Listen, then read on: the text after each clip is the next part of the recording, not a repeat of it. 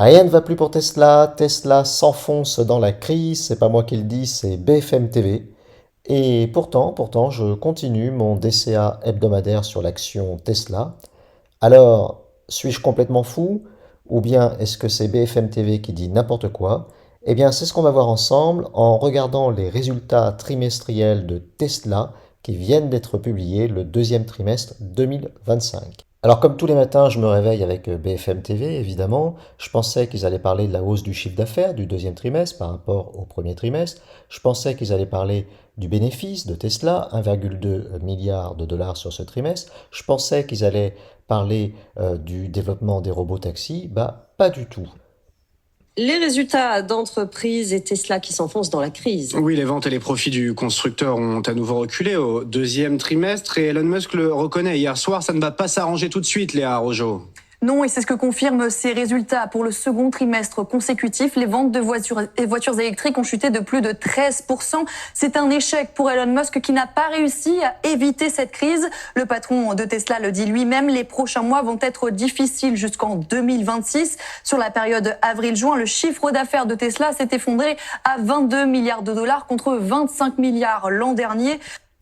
Bon, alors là, cette bonne guerre, il compare le deuxième trimestre 2025 avec le deuxième trimestre 2024. Évidemment, si on avait regardé d'un trimestre par rapport à l'autre, on aurait constaté une hausse. Par contre, là où je trouve qu'ils exagèrent un petit peu, c'est qu'ils parlent d'effondrement, comme s'il y avait une accélération de la baisse. Pas du tout, c'est exactement la même baisse qu'au trimestre précédent, c'est-à-dire environ 13%. 443 000 véhicules avaient été livrés sur le deuxième trimestre 2024 contre 384 000 sur ce trimestre. La baisse est de 13,5% après un recul de 13% au premier trimestre 2025 par rapport au premier trimestre 2024. Donc pas d'accélération de la baisse et Tesla ne s'enfonce pas dans la crise. Par ailleurs, c'était une baisse qui était totalement attendue, donc je trouve un peu excessif de dire Elon Musk n'a pas réussi à empêcher cette crise. On savait que sur ce deuxième trimestre, on aurait une baisse équivalente à celle du trimestre précédent. Selon Elon Musk, le groupe se trouve dans une phase de transition étrange où Tesla va perdre beaucoup d'avantages aux États-Unis. Alors, transition étrange, j'aurais pu expliquer un peu. Elon Musk, en fait, parle de la transition de Tesla qui va passer de constructeur automobile à spécialiste de l'IA dans toutes sortes de choses, de l'IA dans l'automobile évidemment, mais surtout de l'IA dans la robotique humanoïde. C'est pour ça qu'ils parlent de transition étrange. Quant à la fin des aides, ils font surtout référence au fait que le crédit d'impôt sur les véhicules électriques de 7 500 dollars sera supprimé aux États-Unis à partir du 1er octobre. Quelles en sont les raisons, Léa?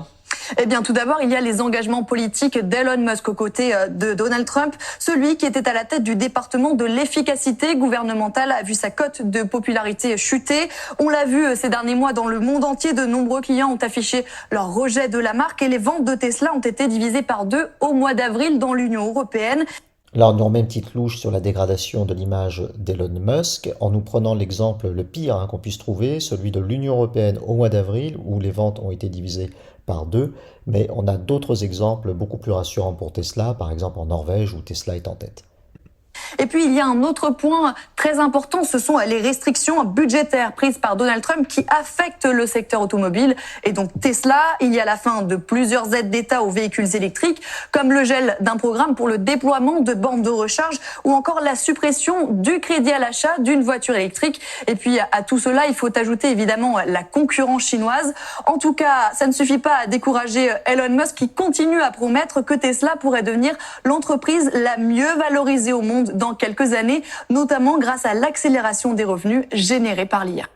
Bon, avec tout ça, je pense qu'il n'y a aucun Français qui est prêt à acheter des actions Tesla. À part peut-être Michel de Guilhermier, je conseille vraiment de suivre son compte Twitter pour avoir des informations fiables sur Tesla, qui avait tweeté juste avant l'annonce des résultats. Résultats de Tesla au deuxième trimestre ce soir. Je m'en fiche complètement. Cela sera totalement dénué de sens et hors de propos pour la plupart. Je suis juste prêt à récupérer quelques actions supplémentaires. Pour information, Michel de Guilhermier est un fanatique de Tesla et a investi l'essentiel de ses revenus actuellement à acheter des actions Tesla. Alors, ce qui est dommage, c'est qu'en 1 minute 38, chez BFM TV, on ne nous a pas donné les deux seuls chiffres qui étaient importants, à savoir que Tesla fait encore un bénéfice sur ce trimestre, plus d'1 milliard de dollars, et surtout que Tesla dispose toujours de 36,8 milliards de dollars pour financer ses investissements. Donc la santé financière de Tesla est très bonne et cette entreprise peut tout à fait financer ses investissements dans le développement des robotaxis, dans la mise au point des Optimus, mais aussi on a sa branche énergie qui prend de plus en plus d'importance et qui est très prometteuse. Bref, une entreprise qui est à la conquête de marchés mondiaux très importants. Il faut vraiment avoir une vision sur 15 ans, 20 ans s'agissant de Tesla et ne pas le voir uniquement comme un constructeur automobile, parce que si on imagine que d'ici 20 ans, nos villes, nos métropoles seront envahies de robotaxis, qu'il y aura de la robotique humanoïde, par exemple dans des usines, mais pas seulement des Optimus qui aideront à la production,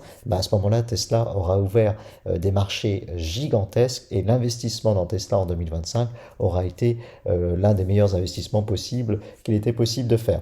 Voilà, donc évidemment cette vidéo n'est pas un conseil en investissement, mais pour tous ceux qui croient en l'avenir de Tesla, eh bien on vit une époque formidable, c'est peut-être les derniers mois, les dernières années où on peut acheter du Tesla pour pas cher. Donc quelque part, on devrait remercier BFM TV et l'ensemble de la presse d'ailleurs à nous aider à maintenir le cours de l'action Tesla aussi bas. J'ai aussi repéré cette information qui est très intéressante sur le nombre d'accidents par kilomètre avec l'autopilote. Seulement un accident tous les 6,7 millions de miles, alors que sans l'autopilote, on a un accident quasiment tous les 1 million. Donc quasiment 7 fois moins d'accidents avec l'autopilote.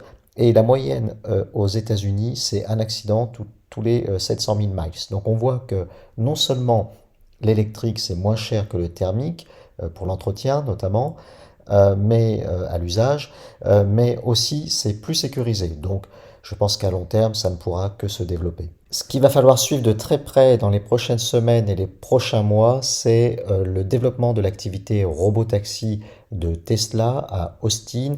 Pour le moment, cette activité, c'est sur une petite zone à Austin avec un moniteur de sécurité.